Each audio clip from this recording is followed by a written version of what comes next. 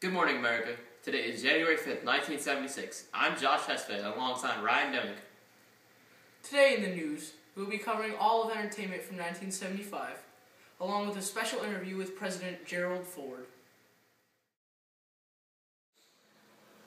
To start off today's special edition, we tune in live to movie enthusiast Katie Zelennikova to review all of the top entertainment from 1975. Now, to Katie. Hi there, are you looking for some movies to watch? We have some tips for you. Steven Spielberg just released his new action-packed film Jaws. Be sure to check it out.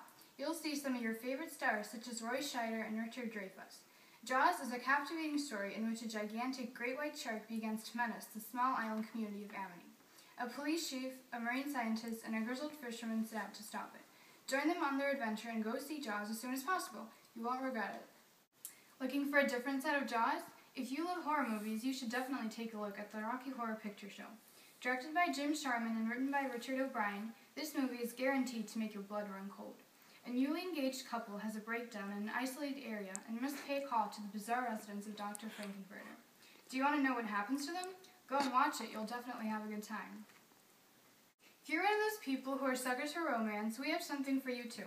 The winner of 4 Oscars, Barry Lyndon, is an original new movie directed by Stanley Kubrick in which an Irish rogue wins the heart of a rich widow and assumes her dead husband's position. Sounds interesting, right? Lastly, how about checking out The Great Gatsby?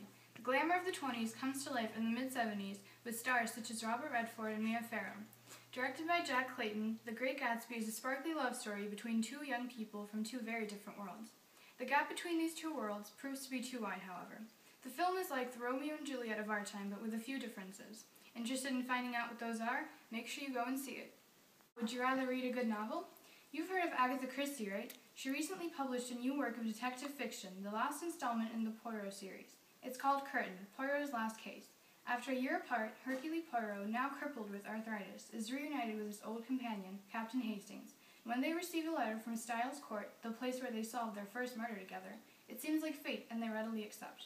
This is your last chance to see Poirot in action, so get out there and buy this thrilling new story. Would you prefer a more serious book?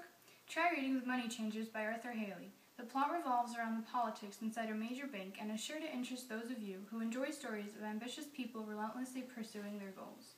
That's all the time we have for today. I'm sure you'll want to take a look at more than just one of these highly interesting stories. Thank you for watching, and now back to the studio. And now, for the second part of our program, we go to music expert Ryan Demick to review the top hits of 1975. Over to you, Ryan. Hi there, I'm Ryan Dimick. 1975 proved to be one of the top years for music, especially for rock and roll.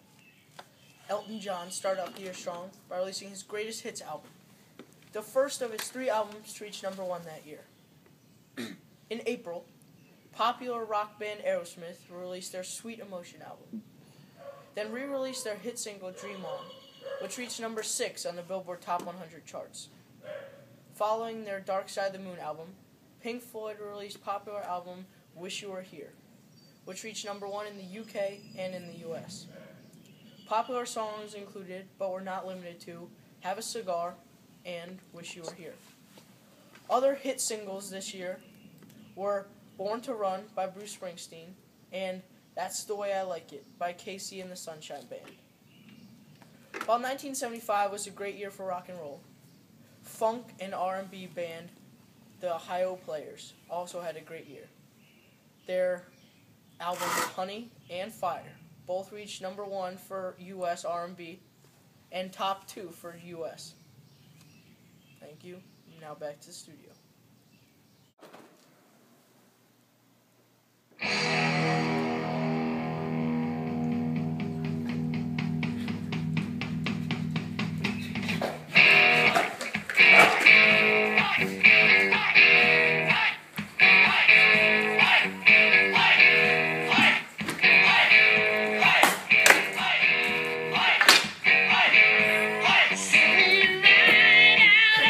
Sunset, I'm gone.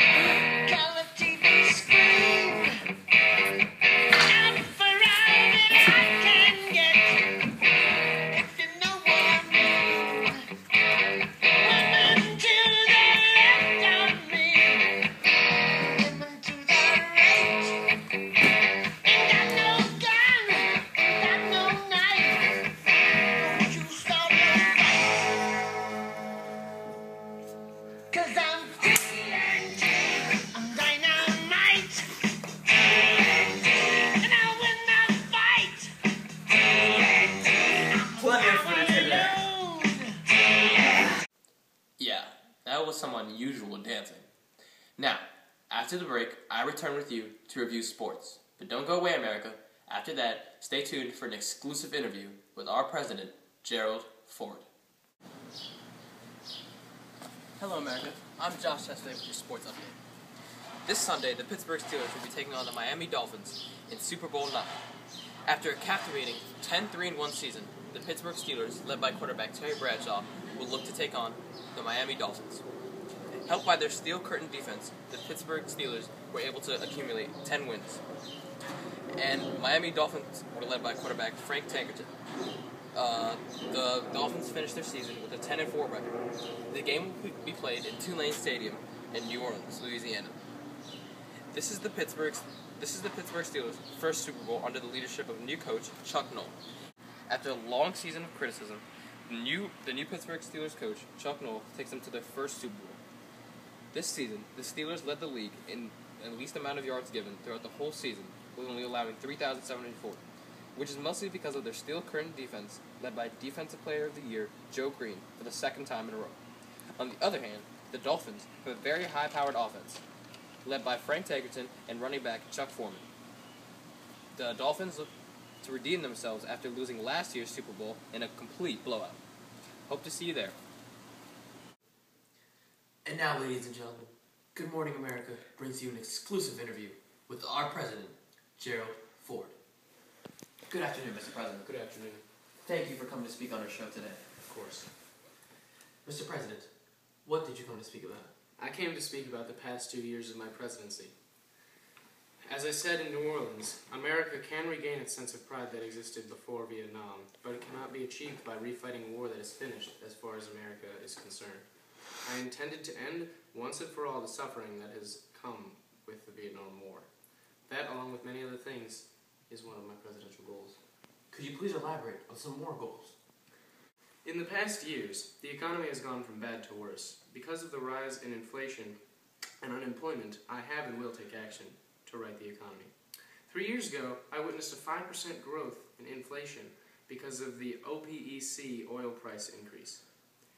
It had reached a crippling 11% by the end of 1974, and it had to end. In September that year, I arranged a meeting between the economic leaders and myself to attempt to right the economy. My program, Whip Inflation Now, or WIN, called on Americans to cut back on oil and gas, and it called on Americans to take energy-saving alternatives. Although this, my tight money policy, and the cut of federal spending did not help, it was worth a try. I continued my struggle with the economy into Congress. The Democrats wanted their own course of action and called for federal jobs to relieve unemployment. I rejected this, for it would increase inflation due to pumping money into the economy. I vetoed at least 50 plans that, in my opinion, would not help. Although my politics received mixed reviews, inflation dropped below 10% and steadily declined. Unemployment, however, was stuck at 8%, and I could not offer any lasting solutions during my 2 years. Could you tell us about the controversial pardoning of Nixon?